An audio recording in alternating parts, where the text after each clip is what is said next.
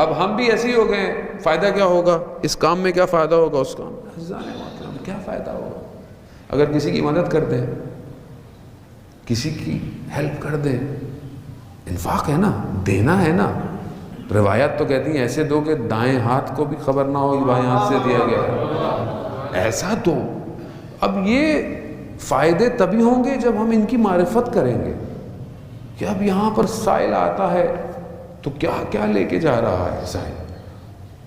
لیکن ہم دیکھیں، اب وہ آپ اس خاتون اول کو دیکھیں، خاتون اول حضرت سلمان فارسی بتاتے ہیں، بیان کرتے ہیں، حدیث ان سے بیان ہوتی ہے کہ جب بیوی کے لباس کو، چادر کو دیکھا جس پہ 12 جو ہے وہ پیوند لگے ہوئے ہیں، تو گریہ کرنے لگ گئے، گریہ کر رہے ہیں۔ کیوں؟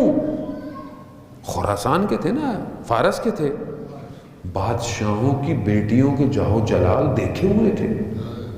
کہا یہ اول کائنات کی بیٹی، اور یہ کئی دفعہ رسول کی خدمت میں گئے حضرت سلمان فارسی، کہا کہ یا رسول اللہ ایک ہی بیٹی ہے، کیسے؟ کہا خود فاطمہ نے دنیا کو ترجیح نہیں دی، آخرت کا انتخاب کیا ہے۔ خوب ہم آخرت کا انتخاب کریں، کوئی بھی کام کریں آپ آخرت کا انتخاب کریں۔ ہماری تو یہ حالت ہے کہ ہم تو کسی رشتہ دار کو کوئی کھانا کھلا دیں، اچھا اگلی دفعہ ان کے گھر جائیں گے، دیکھا ہم نے کیا کیا، انہوں نے ہمارے ساتھ کیا کیا۔ اللہ اکبر، ہم ہر معاملے میں ایسے ہی ہیں۔ بہت سارے معاملے دنیاوی تھوڑی ہوتے ہیں جو آپ کوئی کام کرتے ہیں، رستے سے پتھر ہٹا دیں تو آپ کو تمغہ دے گا، کسی کو کھانا کھلا دیں تو آپ کو، نہیں، خدا کی خاطر کریں۔ انہوں نے سب کچھ خدا کی خاطر کیا، خدا کی خاطر اپنے آپ کو آگے بڑھائیں۔ عزیزان محترم اب یہاں پر خدا کو سمجھیں، خدا تو اتنا رحمان ہے کہ وہ تو بہانے ڈھونڈتا ہے کسی نہ کسی طریقے سے بندہ میری طرف آ جائے، کوئی نہ کوئی طریقے سے آ جائے۔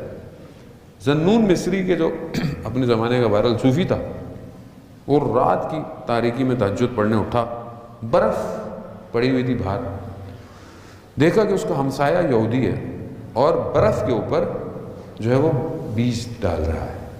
تو اس نے بولا کہ یہ کیا کر رہے ہو؟ بیج تو زمین میں ڈالتے ہیں کہ پودے نکلیں، کچھ نکلے اس میں سے، برف پہ تو کچھ بھی نہیں نکلے گا۔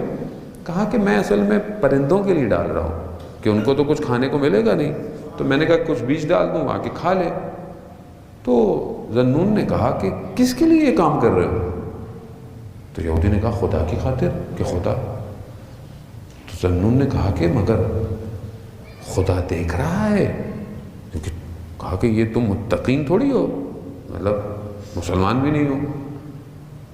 تو یہ کہہ کر بہرحال تو اس نے کہا، یہودی نے کہا کہ خدا دیکھے یا نہ دیکھے پرندے تو کھائیں گے۔